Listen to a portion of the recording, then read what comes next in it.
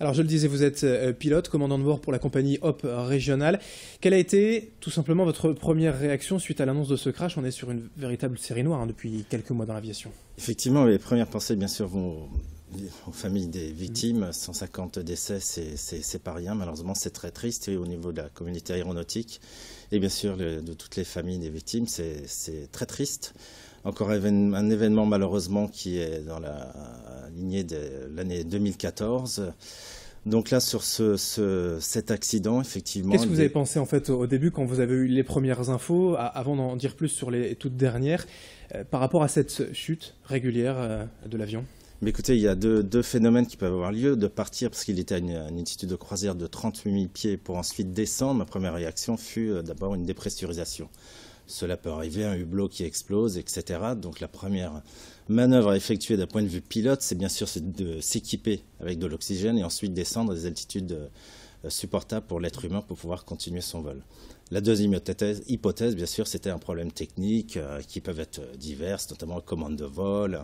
Un moteur qui explose, entre parenthèses, peut être amené à l'équipage à descendre assez rapidement. Et alors, ces dernières infos parues hier, ces fuites du BEA, parues dans le New York Times et l'AFP, ces fuites assez sérieuses, semble-t-il, d'un pilote qui se serait peut-être enfermé, en fait, dans le cockpit, des portes inviolables, donc.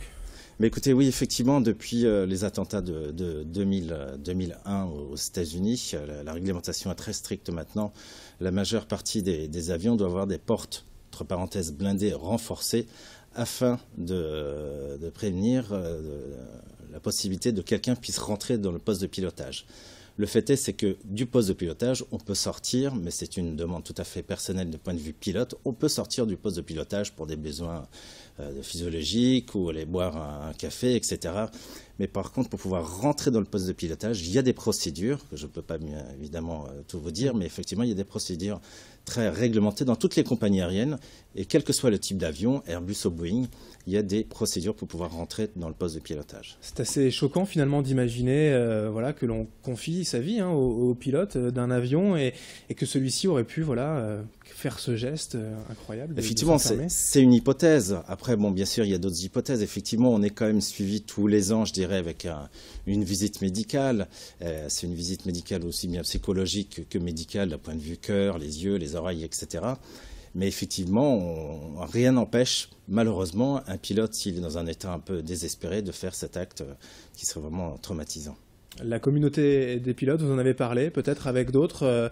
Vous n'avez pas peur, vous, de reprendre l'avion que vous avez volé depuis ? Eh bien écoutez, par coïncidence, je volais ce jour-là. Effectivement, dans le poste de pilotage, c'était assez, il ne faut pas dire tendu, mais on était très triste. Très triste parce que bon, un avion comme ça qui va dans la montagne, et effectivement, il y a le côté émotionnel. Quand il y a un crash qui se passe à des milliers de kilomètres, bon, on est assez triste, mais là, ça se passe dans les Alpes. C'est quand même une compagnie proche qui est Germanwings, qui est une compagnie très sérieuse, qui est sous quand même l'aile de Lufthansa avec des moyens techniques très importants. On était assez triste ce jour-là. L'appareil aussi, l'A320, c'est un appareil reconnu, très reconnu. Des milliers d'exemplaires. Des milliers d'exemplaires, je crois qu'on approche les 10 000. Cet avion a transporté, je crois, près d'1 milliard de passagers depuis une trentaine d'années. Je crois qu'il a été dans les fins des années 80. C'est un avion très, très sûr, certes avec des technologies très nouvelles, mais très sûr, comme le Boeing 737. Vous voulez peut-être aussi, pour finir, rappeler que l'avion reste malgré tout le mode de transport le plus sûr au kilomètre. Bien sûr, les statistiques sont là pour nous. Et en fait, effectivement, les crashs sont actuellement très fréquents depuis 2014, assez récurrentes. Mais le mode de transport aérien est très sûr. Effectivement, en plus, il y a de plus en plus d'avions dans le ciel, ce qui fait que c'est un des modes de transport les plus sûrs.